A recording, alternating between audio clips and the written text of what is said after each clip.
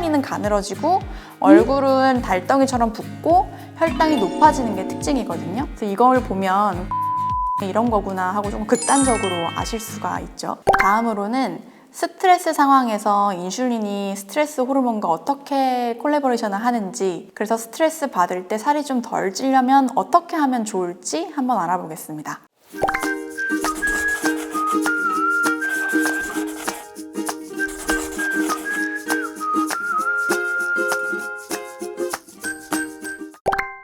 스트레스를 받으면 우리 몸은 단기적으로는 자율신경계에서 교감신경을 흥분시키는 신경 전달 물질인 에피네프린, 노르에피네프린, 그리고 장기적으로는 내분비계에서 스트레스 호르몬으로도 많이 알려져 있는 코티솔을 포함한 여러 호르몬들을 만들어내가지고 스트레스에 대응을 하는데요. 얘네가 다 같이 협업을 해갖고 마치 우리가 호랑이를 만났다고 생각하면 호랑이를 만났을 때 바로 전속력으로 도망을 가거나 아니면 호랑이를 잡아먹기 위해서 전투를 할 때와 같은 몸 상태를 만들어 주거든요. 이거를 에너지 대사의 측면에서 보면 스트레스를 인지한 우리 몸이 우리가 바로 도망을 치거나 몸싸움을 할 거야, 아마 에너지를 순간적으로 많이 쓸 수도 있어 라고 생각을 하고 일시적으로 혈당을 확 올려주는 메커니즘을 작동을 시켜요. 그러니까 이게 포도당의 저장 형태인 글리코겐을 분해해서 포도당으로 만들어준다거나 아니면 간에서 당 신생을 증가시키는 식으로 해서 혈당을 혈액 속에 왕창 이제 준비를 해줍니다. 여기서 당 신생이라는 거는 간에서 포도당을 여러 가지 그 아미노산이나 뭐 철분이나 그런 것들 합성하는 과정을 말해요. 그런데 문제는 뭐냐, 현대사회를 살아가는 우리 대부분이 실제로 육체적으로 막 도주를 하거나 전투를 해야 되는 상황에 직면했다기보다는 앉아서 정신적인 스트레스를 받고 있는 경우가 많다는 거예요. 뭐 나를 힘들게 하는 직장 상사나 진상 고객이나 뭐 가족이나 어떤 사람 문제라든지 투자에 대한 스트레스라든지 그런 것들 있잖아요. 그래서 실제로는 투쟁을 하거나 도피를 하면서 에너지를 사용하지 않기 때문에 이 높여놓은 혈당이 그대로 있단 말이에요.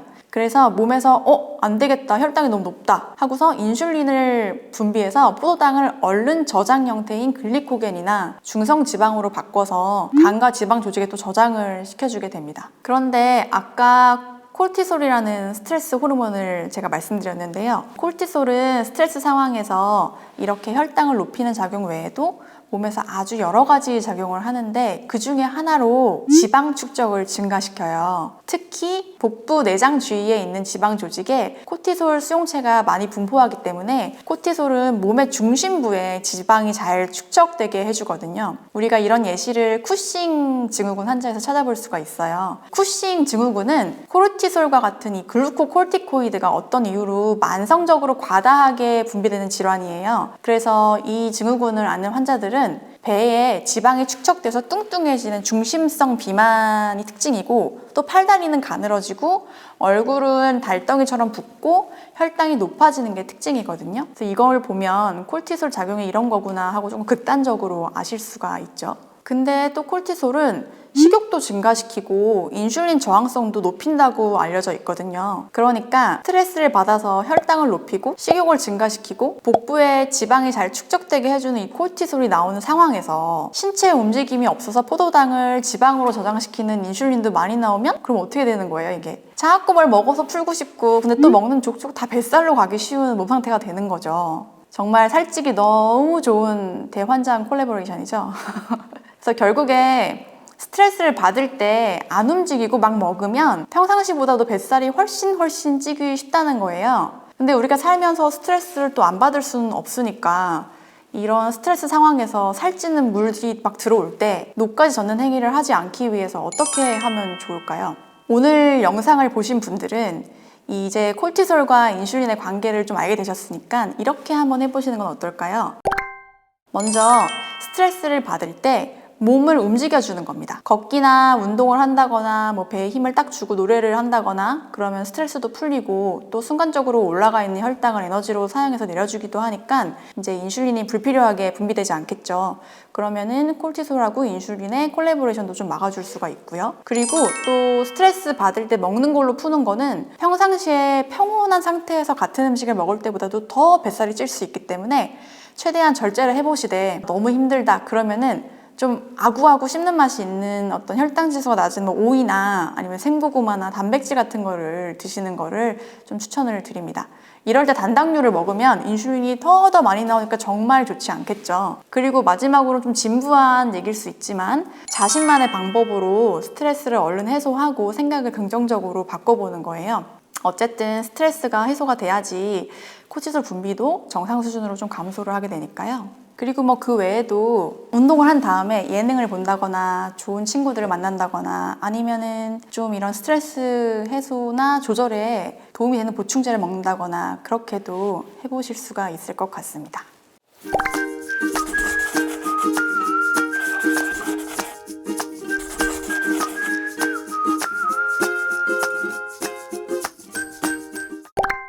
자, 이제 마지막으로 요즘 많이 회자되는 인슐린 저항성과 살찜의 관계를 알아보도록 할게요. 인슐린 저항성이란 정상적인 인슐린의 작용에 대해서 세포가 반응하지 않는 상태를 말하는데요. 인슐린 저항성이 높으면 췌장에서 인슐린이 아무리 많이 나와도 세포의 인슐린 수용체가 제대로 작동을 하지 않아서 근육세포에서는 세포 안으로 포도당이 안 들어가지니까 포도당이 에너지로 사용되기가 어렵고 간세포에서는 포도당 생성이 멈추지를 않게 돼서 혈당이 높은 상태가 지속되게 됩니다. 그럼 몸에서는 이렇게 높아진 혈당을 조절하려고 인슐린을 더 분비하게 되면서 고인슐린 혈증이 나타나게 됩니다. 이게 내당능 장애라고 해서 당뇨병 환자들에서 많이 관찰되기도 하는데요. 여기 그 E형 당뇨병 환자의 자연적인 병태 생리 그래프를 보시면 빨간색의 인슐린 저항성이 증가함에 따라서 파란색 포도당 조절이 안 되니까 혈당이 이제 올라가죠. 그러면은 이걸 다운시키려고 노란색의 인슐린 생산이 증가를 해요. 그래서 이런 관계를 보실 수가 있는데요. 앞전에 제가 인슐린은 체지방을 축적시키고 지방분해는 억제하는 방향으로 작용한다고 말씀드렸죠. 따라서 인슐린 저항성이 있어서 고인슐린 혈증 상태가 계속되면 지방을 잘 분해해서 사용하지 못하는 몸이 되는 거예요. 근데 다이어트의 핵심은 더 이상 새로운 체지방을 만들지 않고 이미 저장되어 있는 체지방을 태우는 거잖아요. 근데 이런 상태에서는 아무리 먹는 양을 줄이고 운동을 해도 지방이 에너지원으로 잘 사용되지 못하니까 다이어트의 효과는 떨어지고 정체기가 온 것 같은 좌절감을 느끼게 되는 거거든요. 또 혈중의 인슐린 수치가 높은 상태가 계속되면은 앞에 말씀드렸지만 렙틴 저항성도 생겨서 식욕 조절도 잘 안 되고 자꾸 나태해지거든요. 그래서 인슐린 저항성과 고인슐린 혈증 그리고 비만은 서로 다이어트에 있어서 뗄래야 뗄 수 없는 관계라고 볼 수가 있겠습니다. 그러면 인슐린 저항성은 왜 생기는 걸까요? 이 인슐린 저항성은 당뇨병뿐만 아니라 비알코올성 지방간, 심혈관 질환, 비만, 현대인의 대사질환 이런 것들의 위험도 높일 수 있기 때문에 개선을 해주는 게 체중 관리의 측면뿐만 아니라 건강 차원에서도 좋은데요.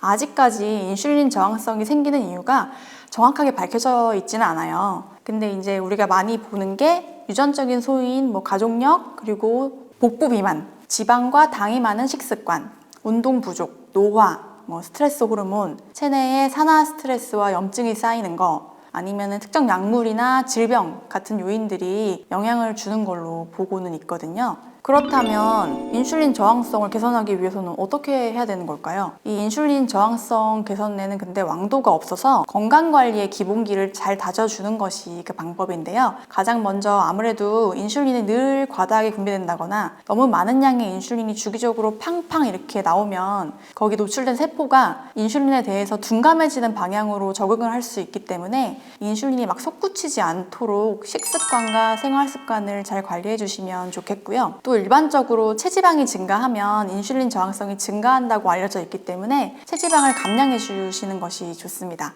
체지방을 감소시키면 인슐린 저항성이 감소되고 또 인슐린 저항성이 개선되면 지방이 덜 축적되는 방향으로 몸이 바뀌니까 어떻게 보면은 대단히 선순환이겠죠. 그리고 특히 복부 비만이나 내장 지방이 많은 게 인슐린 저항성과 밀접한 관련이 있다는 보고들이 있기 때문에 그냥 살을 빼자 이런 목표 말고 허리둘레를 줄이자라는 목표를 가지고 임하시면 더 좋겠습니다. 그리고 마지막으로 운동을 하면 포도당 대사가 호전도 되고 축적된 지방이 사용되면서 인슐린 감수성이 증진되는 걸로 많이 알려져 있기 때문에 유산소 운동하고 근육 운동을 병행하시는 게 좋은데요. 특히 근육 운동을 하실 때는 우리 몸의 근육의 3분의 2가 모여있는 하체를 중심적으로 단련해 주시는 게 인슐린 저항성 개선에는 더 효과적일 것 같고요. 또 연령이 증가하실수록 근육량이 감소하기 때문에 중년 이후시라면 근력 운동의 비중을 조금 더 높여주시면 좋겠습니다.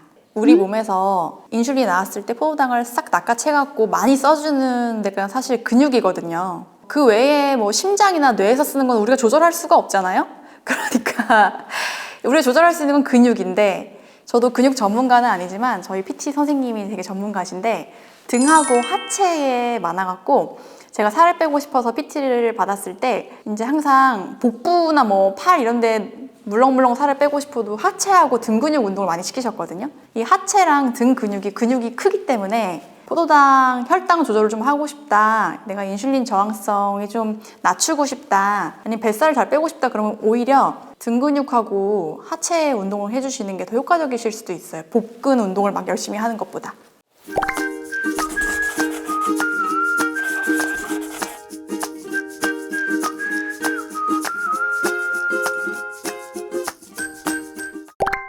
자, 오늘은 이렇게 인슐린을 중심으로 해서 다이어트와 관련된 호르몬과 대사작용을 알아봤는데요. 오늘 내용을 토대로 혹시 나의 생활 습관이나 식습관이 내 몸을 살이 잘 찌는 방향으로 대사되도록 하고 있었던 건 아닌지 한번 점검해 보시면 좋을 것 같고요.